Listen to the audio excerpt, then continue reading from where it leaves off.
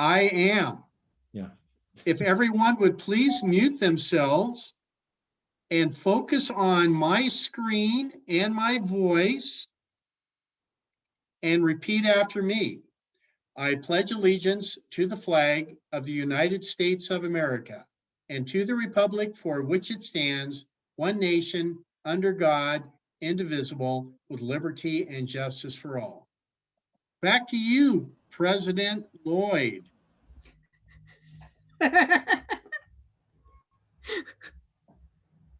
Are you acting President Lloyd? Yeah, on myself. Right, I'll take it back again because there he is. Meeting of the what? You were breaking up really bad, Lloyd, but now you're fine. Oh, okay. Okay. Anyway, welcome to the April 5th meeting of the Cascade Speakeasy Toastmasters. Our theme for this evening is etiquette and manners. I'm often asked how I come up with the themes. I came up with this one when I was standing in line at Fred Meyer earlier in the week and experienced some really bad etiquette and manners, but it'll be interesting to see what we get with from Mary on this. I imagine she has some thoughts about this theme, as many of us do. Let's see, we have one speaker tonight, and that is going to be Jackie, but Jackie's giving us, she'll show us a feature of pathways that most of us don't realize, and that is as you get into the levels 4 and 5 projects, they can become significantly longer, and that's what we're going to see tonight for that project. And we should get underway by introducing our Toastmaster, Barbara. There was a pause while I tried to figure out what the heck was going on. So Barbara, take it away. Thank you, Interim President Lloyd Smith, our fellow Toastmasters. It is my privilege and pleasure to welcome you all to Cascade Speakeasy Toastmasters Club. I would like to explain the structure of the meetings. The meeting is divided into 3 parts. The first is the prepared speech round, where members will be delivering speeches. The second part, I have a huge helicopter going over that's not out of my control. The second part of the session is the table topics round, where members can practice thinking and speaking on their feet. And the third and final part is the evaluation round, in which all the prepared speeches, as well as other aspects of the sessions, will be evaluated by the general evaluator and her team. So I don't see any guests tonight to introduce.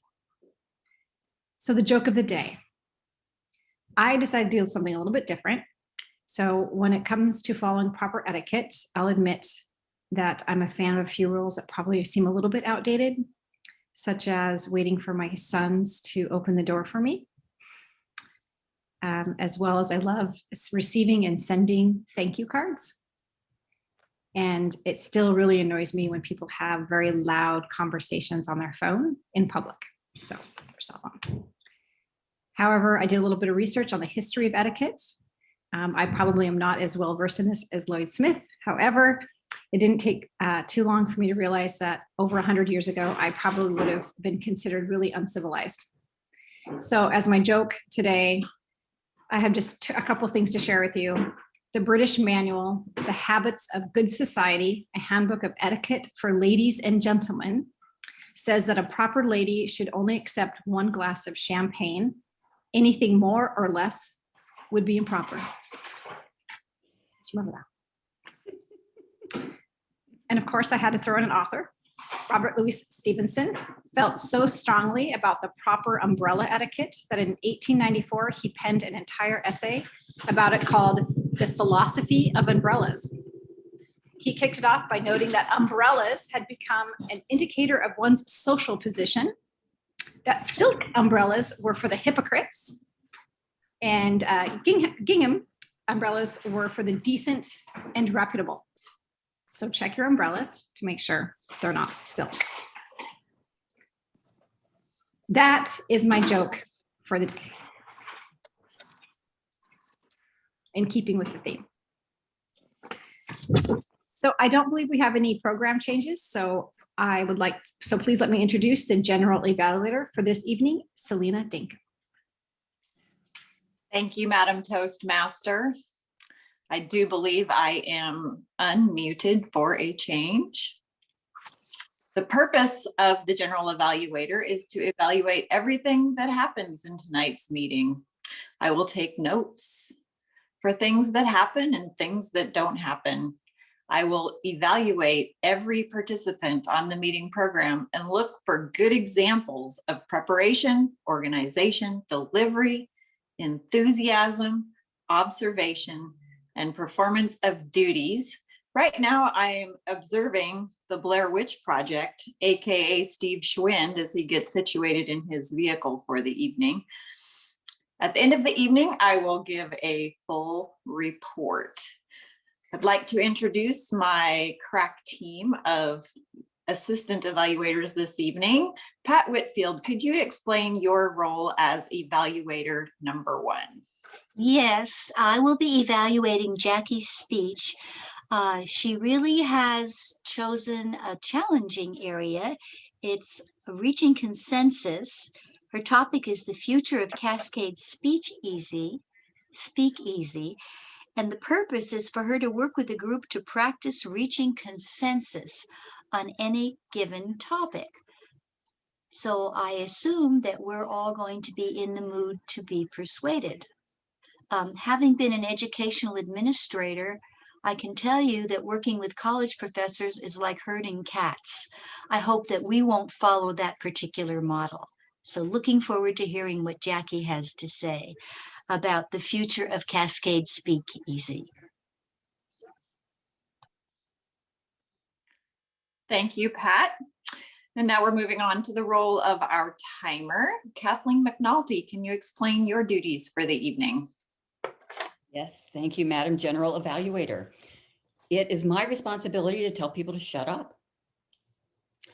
That would be rude. Bad manners.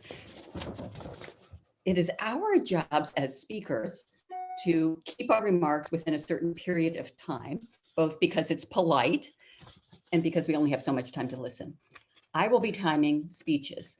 For example, table topics, which are 2-minute speeches, they will get the green at 1 minute, the yellow 1.5, and the red at 2.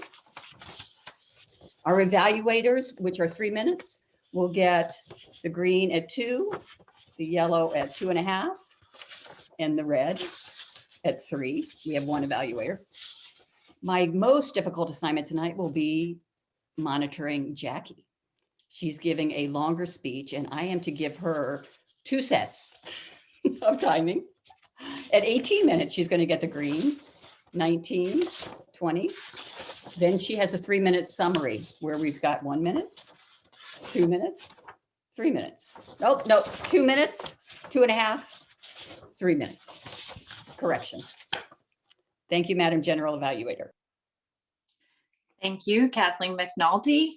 And our grammarian for this evening, I think, is back to Steve Schwind. Steve, are you prepared to be grammarian this evening? And if so, could you introduce what that role entails? I can. In fact, I'm sorry to say that yet again, my job is jumping up and biting me. Fortunately, I managed to get done showing a house just in the nick of time, apparently. So here I am, sitting at the corner of Fancherfield Road and the Eastmont Cutoff. As grammarian tonight, my job is to listen for good use or bad use of the English language, and also to introduce the word of the day. And keeping with our theme, I chose the word decorum, which is the behavior in keeping with good taste and propriety. Used in a sentence, she exhibits remarkable modesty and decorum. I will listen for the use of the word and speaking skills, good and bad, and report on those at the end of the meeting. Back to you. Thank you, Steve. And our last evaluator of the evening is our awe counter, the Honorable Dean Karath. Can you explain your duties? I sure can. I've been listening to a lot of podcasts over the last few weeks, and I've been feeling rather inadequate because all of the speakers are impeccably clear in their language with no ahs, ums, ers, ands, wells, buts, so's, etc. And then during one of the podcasts, they let on that they have an editor that automatically removes all of that stuff. Unfortunately for all of you, you are not that lucky.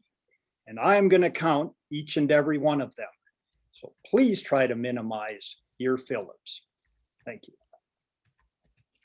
Thank you, Dean. And now I believe it is proper decorum to turn the reins of the meeting back over to our Toastmaster, Barbara Walters. Thank you, Madam General Evaluator, Selena Danko. Tonight, we have the pleasure of Jackie Graybill. She is going to give us our one and only speech tonight.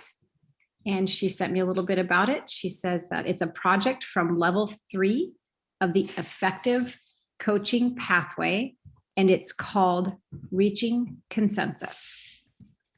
It consists of a 20-minute conversation facilitation. It ends with a 2 to 3 minute wrap up that, of course, that Jackie will be doing.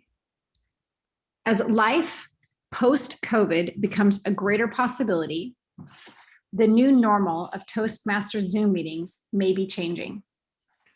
In this 20-minute conversation, Jackie will be facilitating a conversation between everyone in attendance at today's meeting, considering the futures of Cascade Speakeasy meetings. The title again tonight is The Future of Cascade Speakeasy Post-COVID. Thank you, Jackie. Thank you, Madam Toastmaster.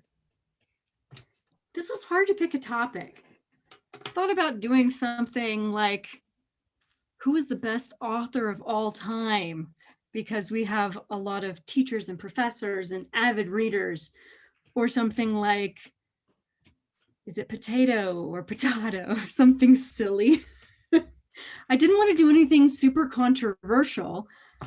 And when I thought about it, I narrowed it down to something that applies to all of us.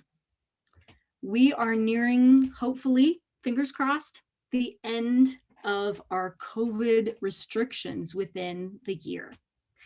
Thanks in part to our vaccines and safety measures. And as we get to the light at the end of this tunnel, things may be changing with Toastmasters groups.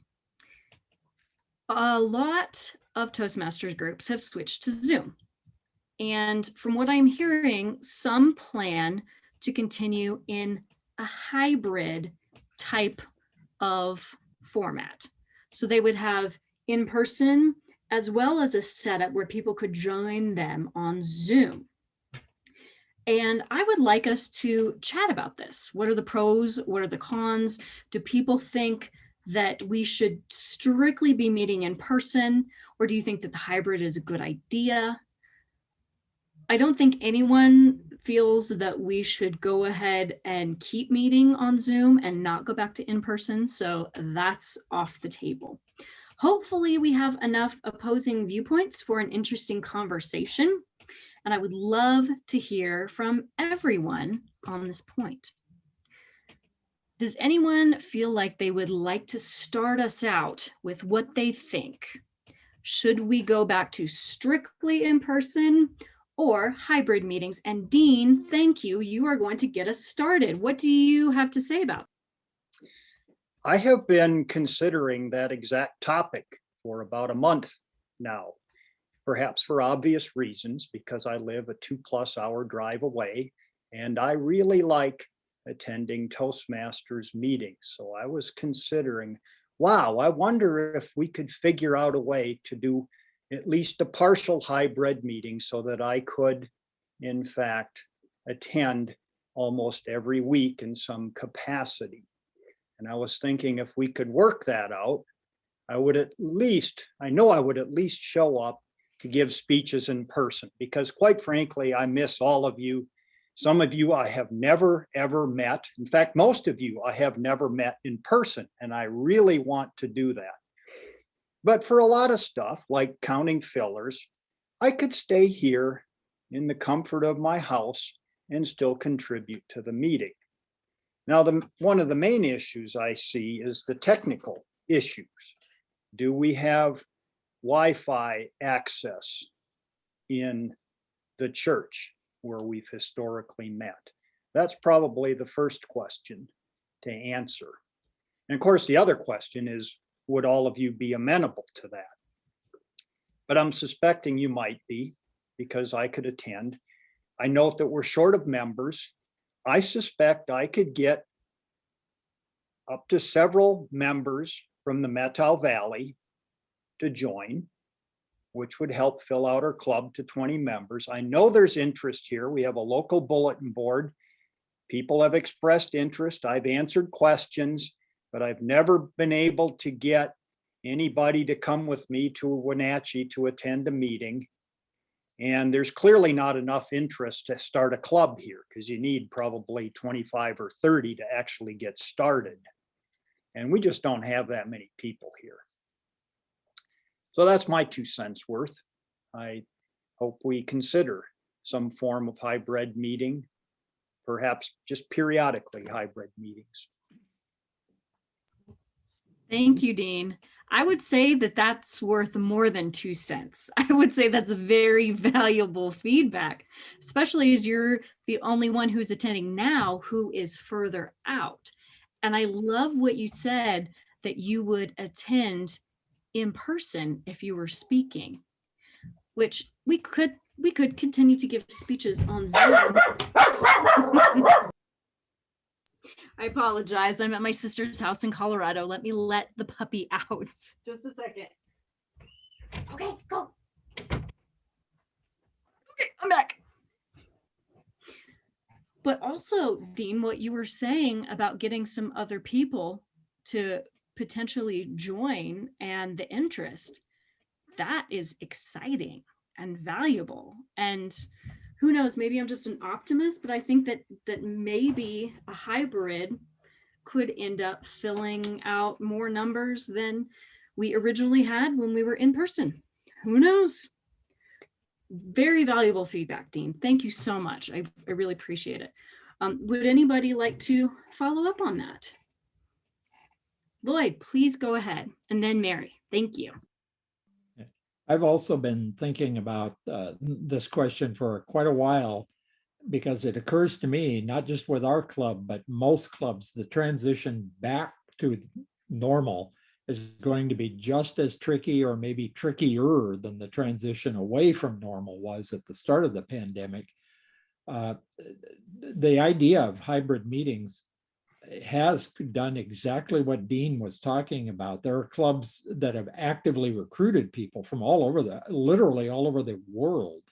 And some clubs here in the US have members from, 10 different countries, and they like that. And it's a good thing. It also solves a problem in some areas that are more remote, like where Dean is, where you couldn't get that minimum 20 sign up to start a club, but you might be able to get, 8 or 5, 6, 7 people to join an existing club somewhere. The real trick for us in the Speakeasy is going to be the physical aspect of it. As some of you know, the church is a very old building. It built back in the late 40s or early 50s. The walls in the basement are like 18 inches thick, cement walls. And so sometimes you can't even get a cell phone signal down there, let alone internet. The internet does work sometimes, not other times. The other issue is spacing the people out for social distancing, the 6 feet apart. In theory, there are enough square feet down there, but arranging the tables and whatnot and still spreading people out would be quite a trick in that room.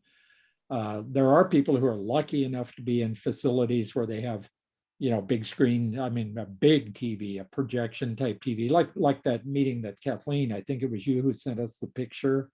that I looked at that facility and thought, yeah, simple if you have a setup like that, not so simple for us. So it puts us in kind of a bind, a practical bind. We can either try to find another meeting facility, which is really, really tricky here in the Wenatchee area, or, well, or what, I guess is the question. Ideally, Toastmasters should be done in person. I mean, that's one-on-one, face-to-face speaking, but it's going to be really tricky to do, really tricky. Thank you, Lloyd. You bring up a lot of good points. Good points for the technical aspect of things and showing us what we're going to have to overcome in our particular space, in our own unique situation. Very, very worth thinking about. Thank you, Lloyd. Mary, what would you like to add to the conversation? I do get more out of an in-person meeting. So optimally, I would like to see everyone together, but I know that's not possible. And I know, as Dean brought up a good point, and he has shifted my thinking that we could reach out to outlying areas. I mean, it's even as close as Entiat or Quincy. I think those people would be amenable to meeting online, but coming in once in a while, it's close enough to have the in-person experience. I just think you get more out of it. I would hate to see people just kind of being lazy, not wanting to drive into a meeting, as I might be tempted to be at a 7 a.m. meeting, but you do get more out of a meeting when you're there in person. I think that we would have to have a new facility. At least maybe the church, the Methodist church, would let us move upstairs.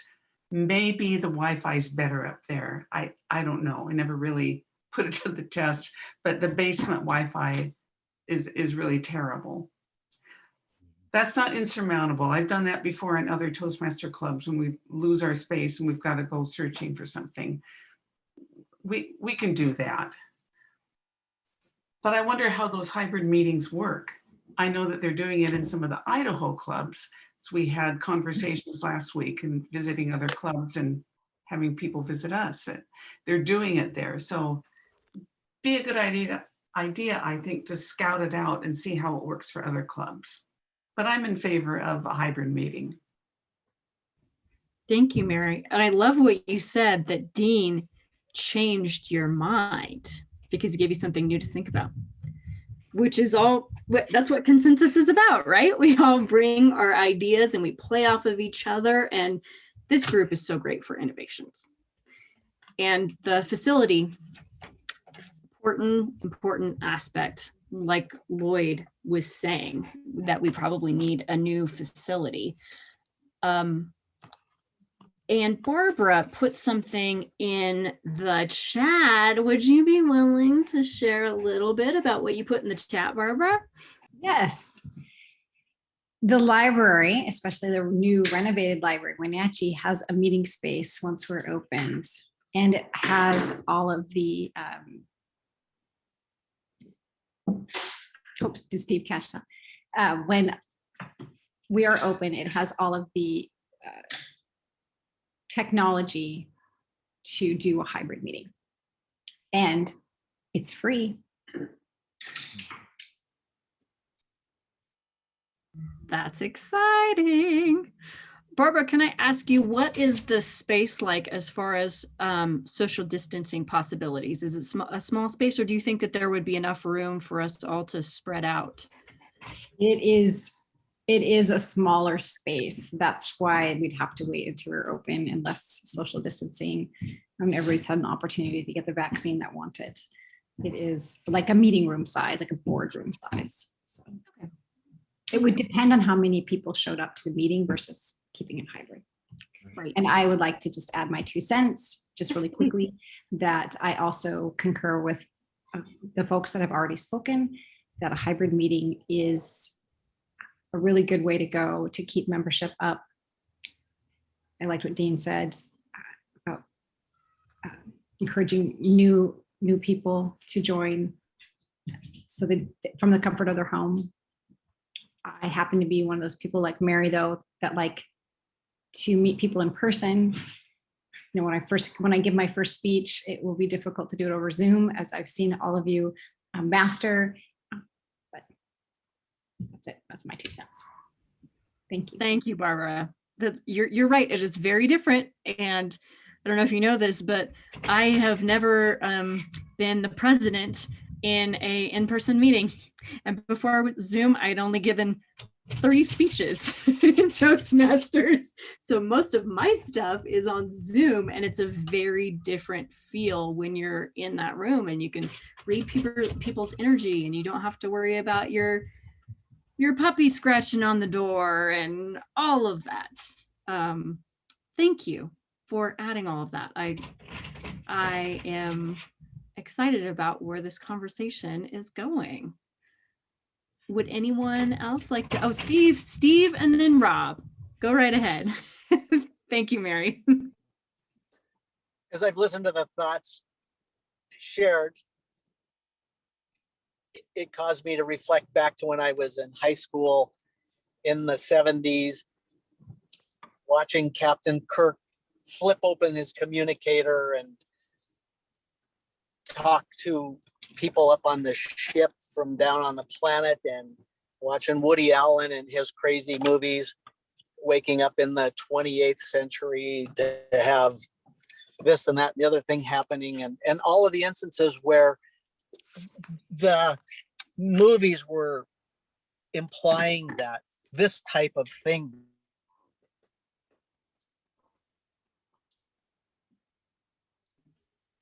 Steve, did we lose you? were going to happen. In the year 2000, I didn't hear either.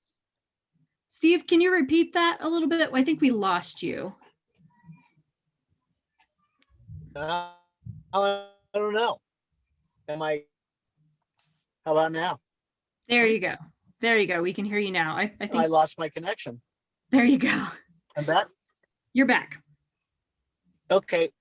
So I guess I don't know where I got left off, but talking about the idea that these space age technologies were going to occur, and we never imagined in our wildest dreams that the year 2000 would even arrive, much less the idea that we would be communicating in this manner. I think the reality is those precursors suggested the reality of what we're looking at today, which is that this is going to continue to be a part of reality. I think a lot of businesses have come to the realization that, hey, we don't have to have a brick and mortar location anymore. Our people are being perfectly productive somewhere else, not to mention the fact that it's a convenience. I decided not to sit over on the intersection on the other side of the highway. I'm now sitting in front of my house, and I've been participating in the meeting as I've driven down the road. Unfortunately, I think the result is that I didn't get everything exactly because my attention was split between the two activities. But look at what it allows us to do. I think it's just a part of the reality of where our lives are going, and it'll be interesting to see how they continue to develop. Zoom is here to stay and will obviously evolve as time goes on into something more and different. I think the reality is that we just see this as part of our daily lives from here to forward. That's all I got. Thank you, Steve. That is insightful, especially relating it to Captain Kirk and the futuristic aspects that we're living in right now. When Mr. Smedley, Dr. Smedley started, if I got that right, his name right, started Toastmasters, I'm sure he never would have envisaged all of us meeting online over Zoom. It's crazy. And like Lloyd said, now we're able to be in meetings globally across the world. I've still been able to be a part of this meeting while I've been in this club, while I've been in the UK, and I've still been able to be a part of that club while I've been here. Thank you, Steve. I appreciate that. Who was next? Was it who was going to be next? Rob, thank you. Sorry. Little kids knocking on the door. My sister has 3 very lively and rambunctious boys. I will make this quick, Jackie, because I know that time is short. I just want to say that I am excited about the prospect of finally meeting, even though it's a partial meeting in person. Earlier this week, my Rotary Club had a hybrid meeting at a location that I understand, according to Selena, might be available for our club to do an in-person meeting. It will accommodate up to 25 people, correct me if I'm wrong, Selena, with proper distancing. I think it would be a perfect location for us to meet, at least some of us to meet in person. I feel personally that my growth has been somewhat stunted through the Zoom process. I feel like I haven't grown the way that I probably should in becoming a very good speaker. And I for one am looking forward to meeting in person again. And I know that Selena would help us to make that possible if people truly want to meet in person. Thank you. Fantastic, Rob. Thank you. I missed the part where you were talking about that location. And Selena, would you be able to mention a little bit of that? I would be happy to report on the location. It is the 3rd floor boardroom for Link Transit at Columbia Station, right downtown. It's equipped with 4 large screen TVs. Each place setting is separated by plexiglass. The room itself normally has a capacity of 50. In COVID times, that puts us down to 25. Wi-Fi works well in the room. Each station has its own, so in addition to a camera mounted on the large screen TV, each place setting has its own iPad so that you can get that intimacy of the close-up look, because when you are attending a meeting virtually, when you just have all those little tiny icons up on the screen representing people, that's not the best view. So to optimize that, we've added little iPads at each station, which helps get that close up so you can really see what people look like. And it's generally available at 5:30 on Mondays. And it's also free. This is amazing. Oh, I'm so excited. Selena, thank you. That is very exciting. And I know I am at red, but we still have not heard from Kathleen and Pat. So what I'm going to do is I'm going to take just a little bit of my closing time to just get a little bit of input from both of you ladies so we can make sure that everybody has been heard, because that's a really important part of building consensus in a topic. So who would like to jump in really quick? Kathleen or Pat? Kathleen, I know you attended a hybrid meeting. Is there anything that you could tell us about that? I would just briefly speak in favor of in-person meetings. Okay, fantastic. The 2 examples I would point out were the dogs barking and people driving at meetings. I think that's not conducive to good speech making and good practice. And I also like the personal touch. I'll leave it at that. Very well said. Thank you, Kathleen, for pointing out the decorum that we get when we're in in-person meetings. Pat, would you like to close us out with any comments? I'll be very brief. I really prefer the in-person meetings. I miss spending that time with all of you. I have found, similar to Rob, that using the technology has not been something I've been comfortable with. And I don't, if you've noticed, I have not given a speech since we've moved to this particular model. However, I'm not opposed to hybrid because I want to be able to include people like Dean and others who can't make it. So I'm not trying to be wishy-washy. I prefer in person, but I definitely am not opposed at all to the technology, not in the least. Fantastic. Thank you so much, Pat. Very, very well said. And I'm going to stand up for my last recap of where we are at. I want to thank everyone for giving their input. Everyone said something that was very, very valuable and brought something to the conversation. It seems like the consensus is hybrid meetings are going to be the way of the future. And one of the aspects of that is when you are in a hybrid meeting, you can be in person if you want to. For instance, Kathleen saying, yeah, barking dogs are not great, not conducive to that, which you are absolutely right. And Pat and others saying that they prefer the in-person, like Rob, you were saying that you feel like your growth has been stunted by Zoom and not being in that energy of that in-person aspect, which I totally get and totally understand. And I'm really excited to go back. But Dean, I think it was really valuable what you brought as well, saying that you are able to be a part of our group because of Zoom and the importance of being able to bring in other people. Along with that, Lloyd also was speaking about the global aspect of this. And for instance, if any one of us wanted to go and speak in France, in South Africa, wherever, we could do that. So that's an exciting opportunity.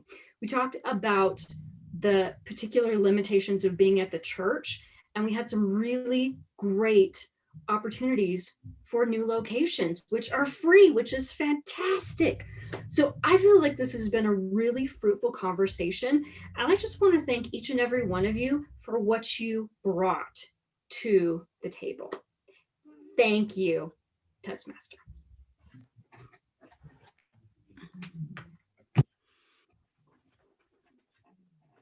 Thank you, Jackie, for leading us through this important topic. I am going to introduce our table topics master for the evening, and it is Mary Syrie, and I'm sure she's going to carry out her duties with due decorum. Okay, why don't we take just a few seconds here to send Jackie our comments. I'm almost done with mine and then I'll start. Okay, it'll just take me. I apologize. I'm sorry, Jackie. I forgot. Okay. No problem.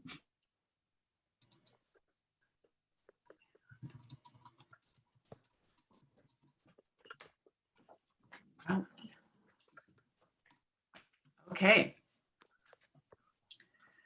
Etiquette and manners. You're right, Lloyd. I do have an opinion on all this, etiquette and manners. I think it's important. Last Monday, I met a friend for coffee downtown. We went to Cafe Mella. And the fellow was taking my order, the barista. I just wanted plain coffee and that cinnamon muffin over there. So he said to me, do you want room in your coffee for cream? And I wasn't paying attention to him and I just said no. And then I thought, that was kind of rude. It was rather abrupt. So I said to him, I'm sorry, what I meant to say was, no, thank you, but it was kind of you to ask.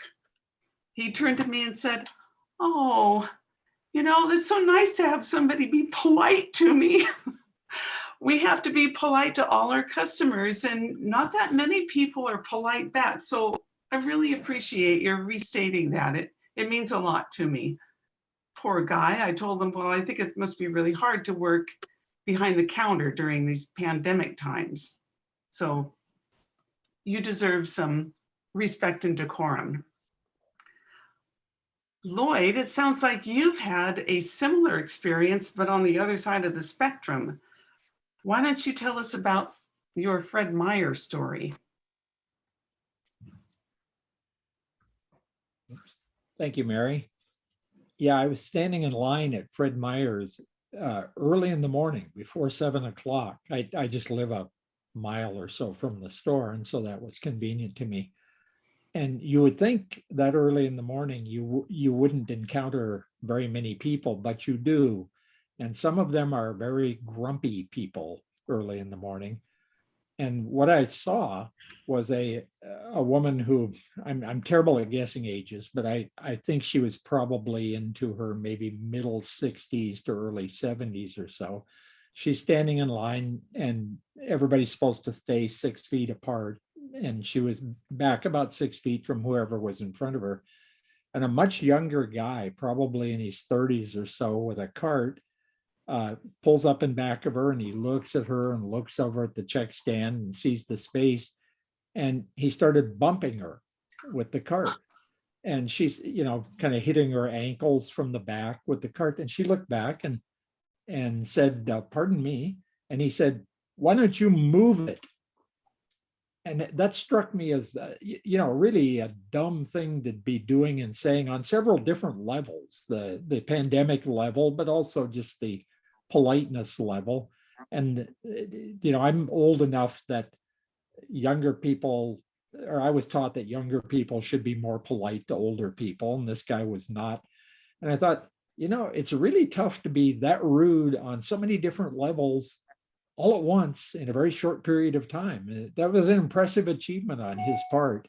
But having taught high school kids, I can tell you that manners and etiquette clearly are not being taught to very many people nowadays. Madam Table Topics Master. It does seem that way. Well, we're all such a bunch of individuals in our countries with all our individual liberties. We lose sight of other people. But the handshake has been an accepted physical greeting between people in the Western world.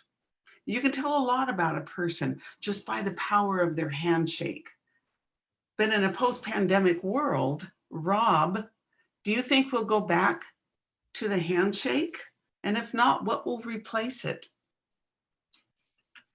Thank you for that question, Madam Table Topics Master.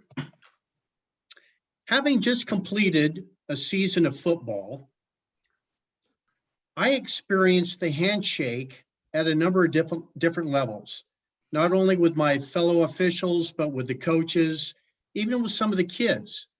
A lot of the kids were a little bit hesitant to do the handshake, so there was a lot of fist bumping.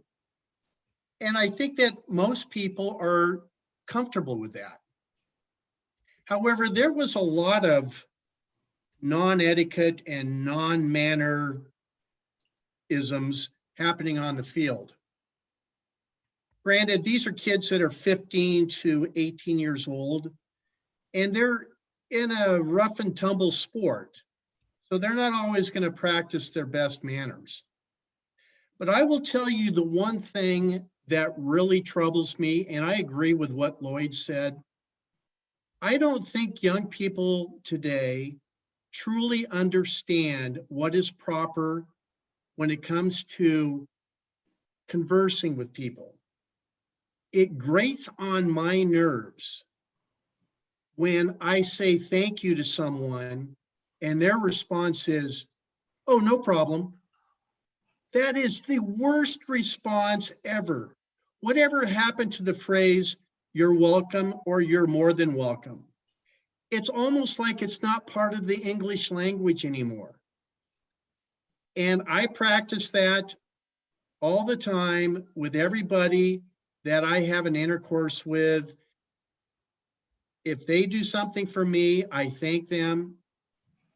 And I return that discourse by saying, you're welcome. You will never hear the words, no problem, escape my lips. And that's my position. Thank you, Madam Table Topics Master. Thank you, Rob. That's one of my pet peeves too. Well, why would you ever think it was a problem to begin with? So I don't know.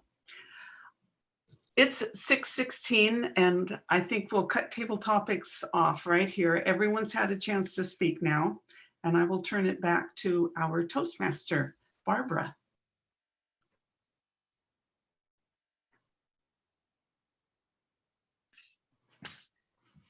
That was wonderful, Mary Syrie. Thank you so much, Madam Table Topics Master.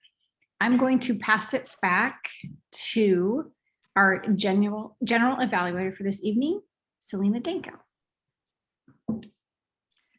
Thank you, Madam Toastmaster. Once again, the warm and welcoming tone of the Cascade Speakeasy members set the stage for a fun, engaging, and safe environment for all of us to practice our speaking skills. Our presiding officer for the evening, Lloyd Smith, was prepared as usual to give us a well-organized meeting. Our Toastmaster, Barbara Walters, was over the top prepared with all of her background information on the theme for the evening. Our grammarian rose to the occasion despite a work call that lapped up against our regularly scheduled meeting. Good job, Steve Schwind, on bringing us the word of the day, decorum, and exemplifying that role by making it just in time to our meeting. The timer, as always, was well prepared. Thank you, Kathleen. And we'll hear your report later. And the topics master, again, very well done. I'm going to turn it back over now to our Toastmaster, Barbara Walters. And I'm going to turn it directly over to our president, Jackie Graybill. Thank you. And I'm going to turn it back to our general evaluator so we can hear from our evaluators. Thank you for saving me. I got lost in It's a lot to keep track of. It's a lot to I did too, sorry. Proper decorum. Pat Whitfield, I have to apologize. We definitely want to hear your evaluation for the evening. Well, Please take it away. wow, this evaluation was very challenging because there's the delivery and there's the structure. The delivery, not surprising, lots of vocal variety, lots of facial expression, lots of humor and use of terms that were engaging, no question about that, as Jackie always does. The one thing that I was going to critique is we are so accustomed to her being the queen of standing up. It was kind of shocking to me to see her sitting down. However, she changed all that at the end when she was able to be more spontaneous. And I suspect that the reasons that she was sitting was because she had various points that she wanted to make and people that she wanted to choose. And it would have been hard to juggle papers and things like that while she was in the process of facilitating. This facilitating is a very challenging technique. It's a very challenging skill. And so if I look at the structural kinds of things, I would say that, first of all, it was brave and ambitious of her to choose something that's personally of interest to all of us, the future of our organization. How are we going to get together in the future? I think she handled that very gracefully. The facilitation part of it really worked to keep everybody on task. It was very inclusive. No one was left out. People had the opportunity to speak, and she made sure that everyone had the opportunity to speak. And that's the inclusivity piece. The criteria for this are facilitation, inclusivity, consideration, managing conflict, and support. Facilitation, very well done, very effective, and the inclusivity as well. Consideration means considering of all ideas. She did a lovely job of balancing that, the in-person preference versus the technology preference versus the marriage of the two. and she handled that very well. Fortunately, there was no conflict. Everybody was nice to everybody else, so she didn't have my experience of herding cats. Everyone was nice to everyone else, so she didn't have to deal with that. And then the support part is supporting all team members regardless of point of view. Again, she identified that balance very well. I like the fact that she started with Dean, who is the farthest and most distant person, because when you're talking about what our options are, he certainly would be the most experienced. She did an excellent job of summarizing everything at the end. Overall, I thought it was a very well done, brave, courageous, and effective presentation. And we learned a lot in terms of our future planning. Good job. Thank you, Pat. That was an excellent evaluation. And now we'll move to our timers report with Kathleen McNulty. Okay, that was fast. Timers report. Jackie's, we'll start with that. Jackie had 20 minutes. She went 20 minutes and 42 seconds. And I may have given you an extra 30 seconds there because I forgot to start the timer at the beginning. Then your 3-minute wrap up, which included some presentation by some people who hadn't spoken yet, 3 minutes and 20 seconds. Table topics, Lloyd, 1 minute, 55 seconds, Rob, 2 minutes and 6 seconds. Very good there. Evaluation, our one evaluator, Pat, 3 minutes and 16 seconds. Good job on timing tonight. Thank you, Kathleen. And now we will move to our grammarian report with Steve Schwind.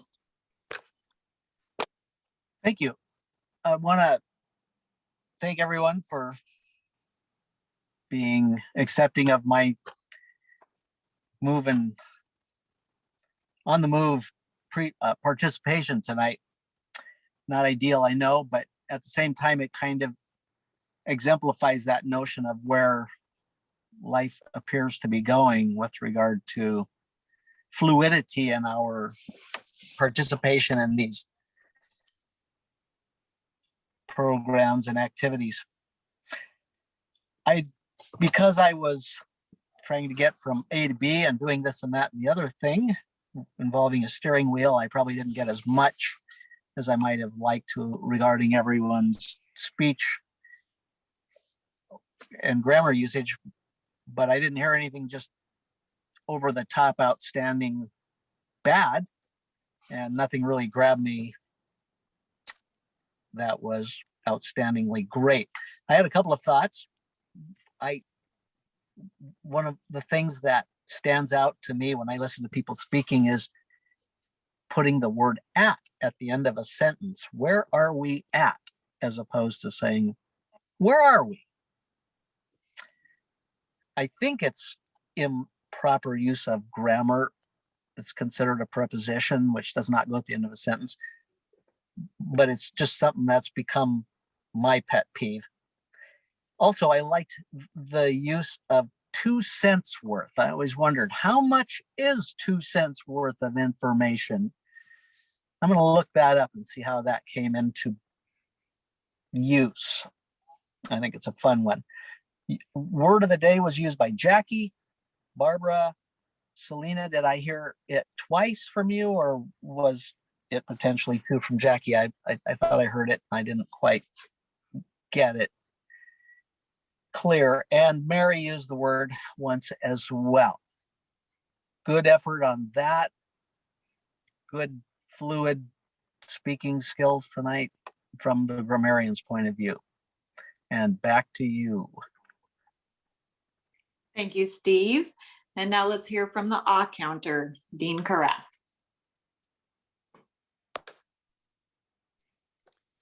Okay. Rob, you were pretty good. I caught 1 repetition, an ah.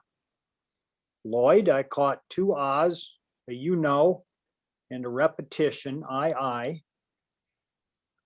Mary, I didn't catch any fillers. Good job. Jackie, you did a lot of impromptu speaking, which led to at least 7 ums. and a repetition. I am. Kathleen, I didn't find any fillers or repetitions. Good job.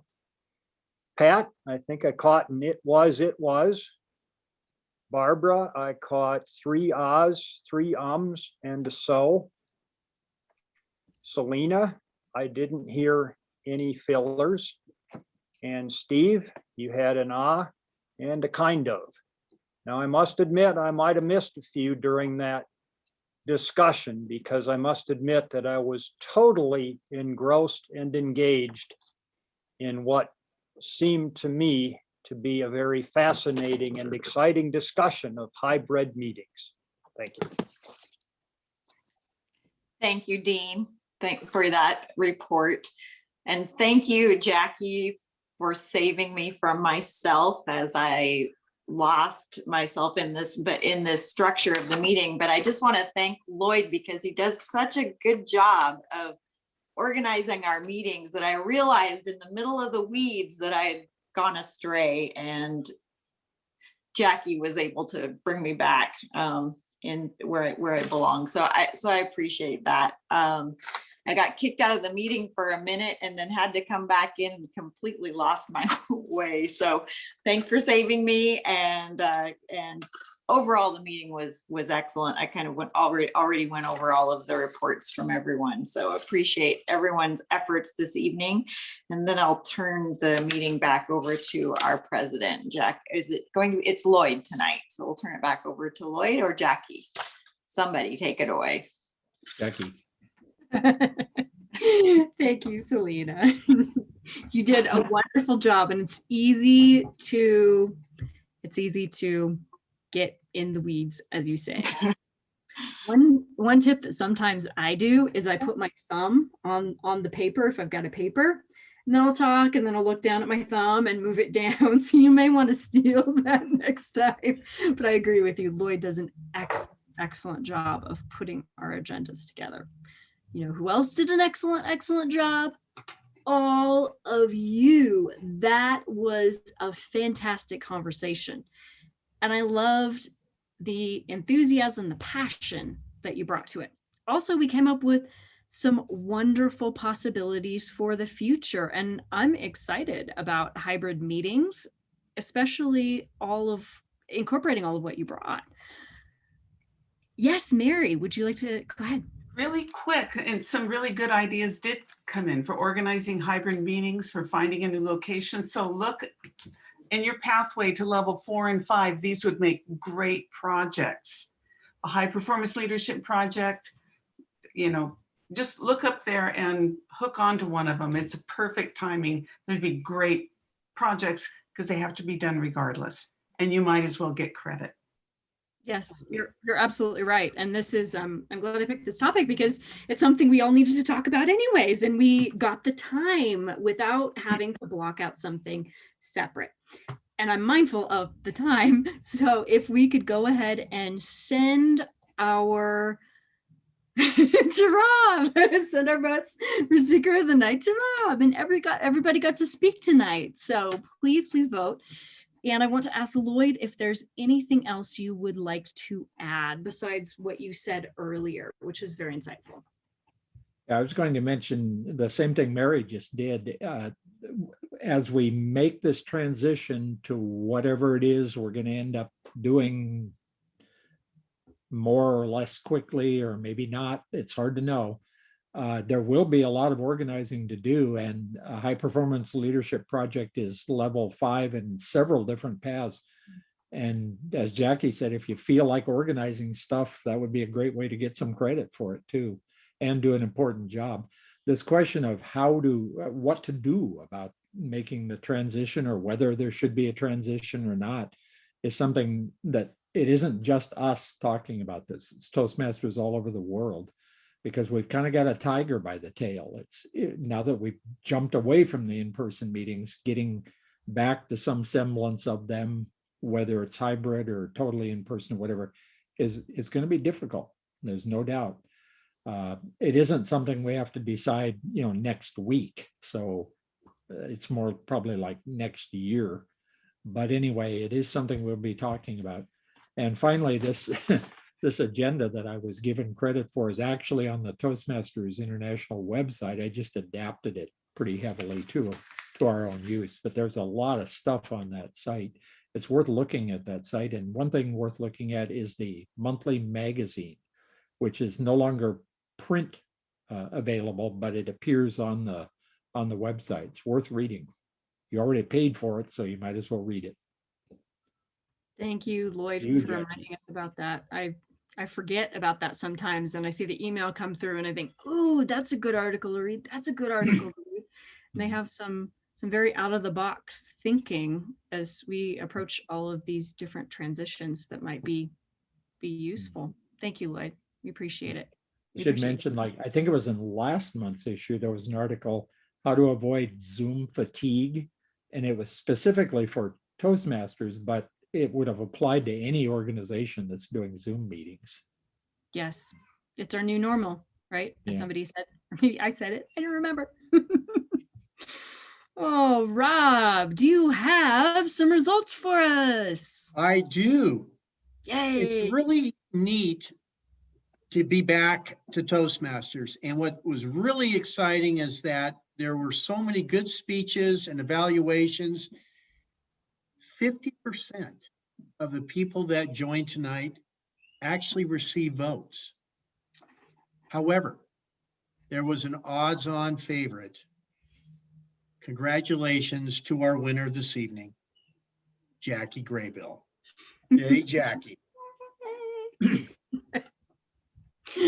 Thank you, Rob. We appreciate you being our ballot counter for tonight. I know we are about at time, a little bit over. Does anyone have anything pressing they would like to add before we close out the meeting? All right, fantastic.